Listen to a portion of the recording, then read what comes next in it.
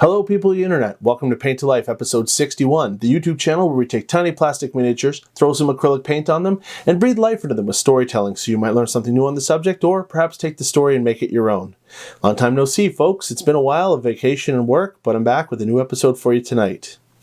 Now, not all Forgotten Realm gods were always a deity, some were once mortals, like my man, Special K. Tonight I'm going to share with you the extraordinary mortal life before becoming the god of death of Kelemvor. Let's get painting.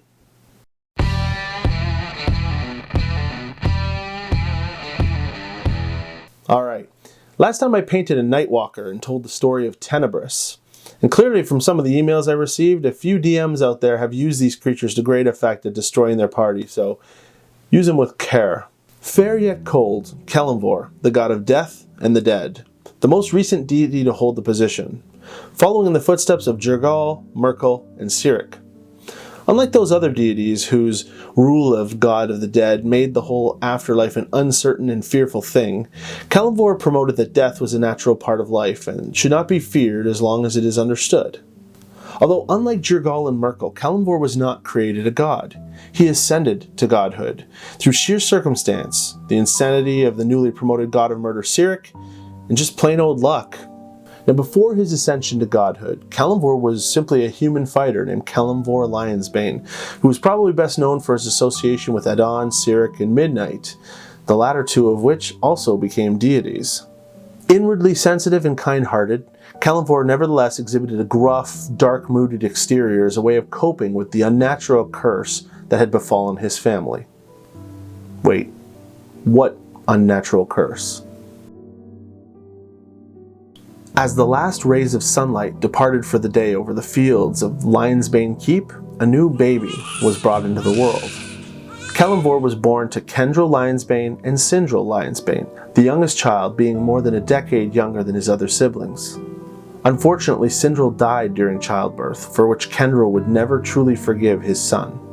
As a young boy, the burden of guilt from the death of his mother weighed heavily on Kelemvor's shoulders, not helped by the fact that his father would remind him of it all the time. Also, he was constantly expected to meet the high expectations of his father, who was a war veteran and military advisor, as well as his elder brothers, who by the time Kelemvor was 8, were already off forging their own legends. Contrary to his father's forceful ways and desires, Kelemvor demonstrated an affinity for artistic pursuits and beauty. Additionally, he developed a deep fondness for his sensitive teacher, Tanith. Tanith took on a matronly role of compassion to the emotionally bereft boy she taught between his physically challenging and arduous regimen of martial studies. Now, when Kelemvor was 10, his father decided he had tolerated Kelemvor's perceived sensitivity weakness for long enough, deciding to take full responsibility for Kelemvor's education so as to ensure he followed with the soldier's path laid before him. Kendril discharged Tanith from Lyonsbane Keep and had a group of his men follow her and jump her in the forest nearby. They assaulted her to within an inch of her life and warned her to never return before leaving her for dead. When the young Kelemvor learned of this months later, he confronted Kendril, who didn't even deny the allegations. Hatred for his father welled up inside him, and this would both later accelerate his development and also haunt him for the rest of his life. This righteous fury was channeled by the boy into martial skill, making him a deadly warrior, much to the delight of his father, who failed to recognize the source of Kelemvor's inspiration.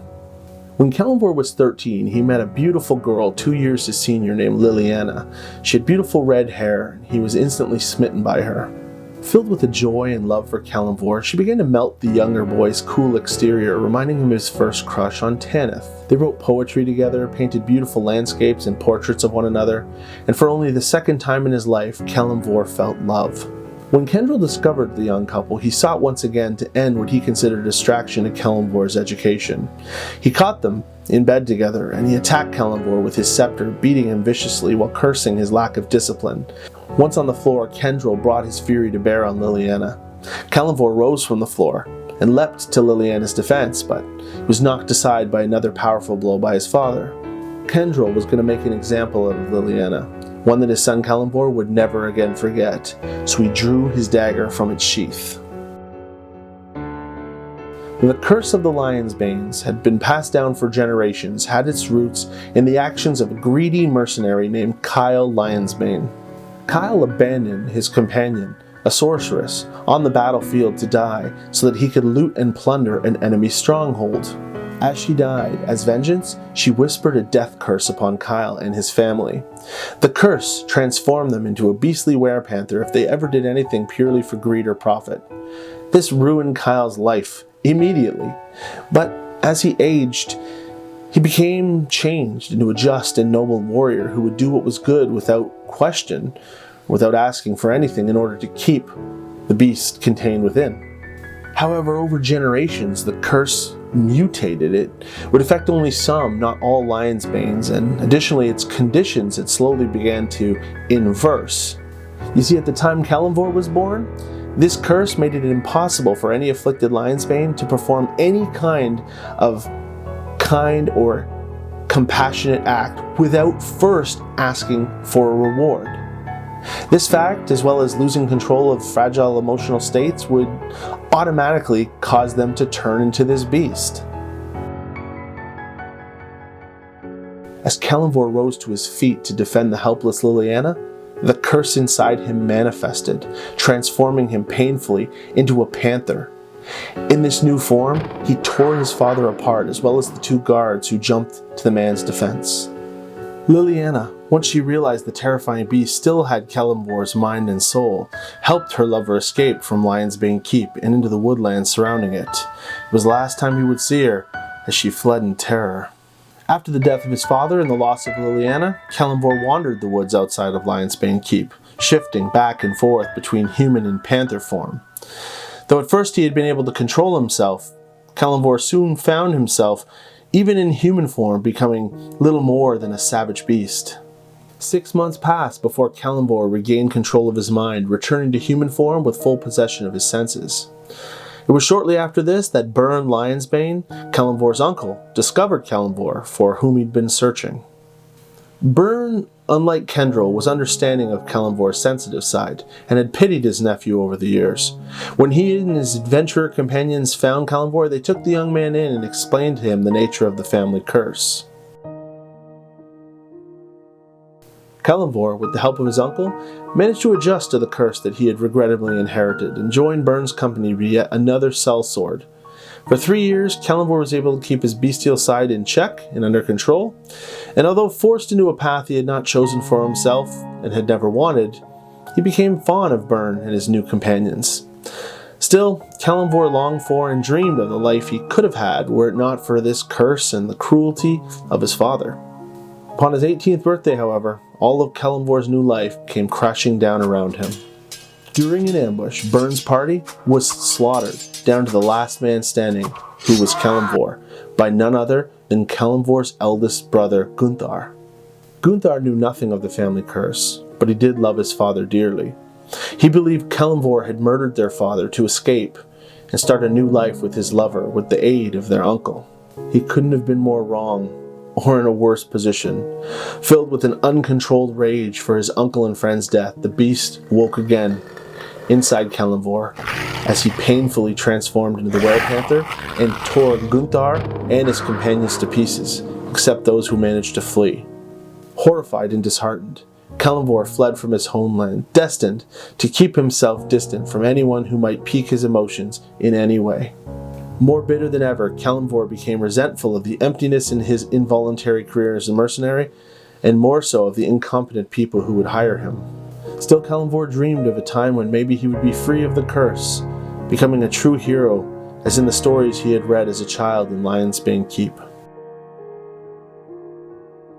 After a time, Kelemvor left his sellsword life behind him for good, pulled by an unexplainable urge to search for something, a prize to give his life meaning, but whose form escaped him. It was shortly after this that he met up with Midnight, Cyric, and Adon of Sune. Now their exciting adventures together as a foursome, while actual gods walked the surface of Faerun, are told in the Avatar series, 3 books, Shadowdale, Tantris, and Waterdeep. They chronicle the events during the time of troubles that culminated in Kelemvor being placed in the role that he keeps to this day as Lord of the Dead. But we should not forget the tortured beginnings of the human fighter known as Kelemvor Lyonsbane.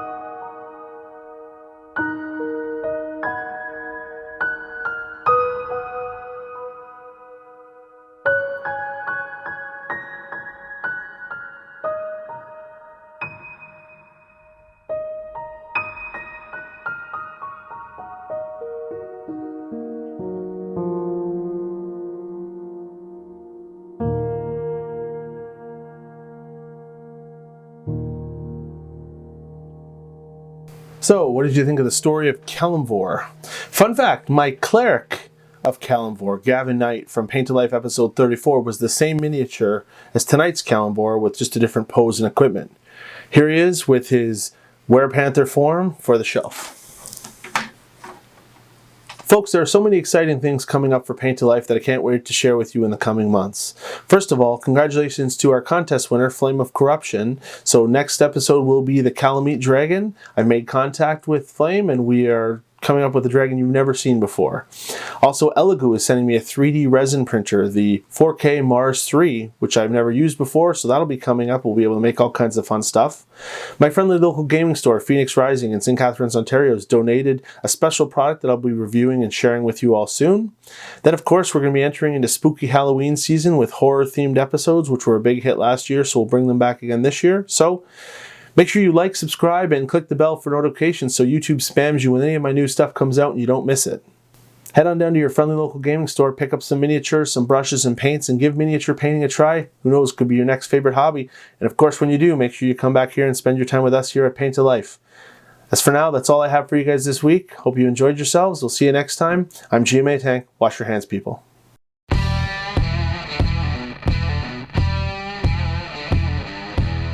Making him a deadly warrior, much to the happiness of his... Hey, kitty. Meow. Kitty cat kitten. Meow.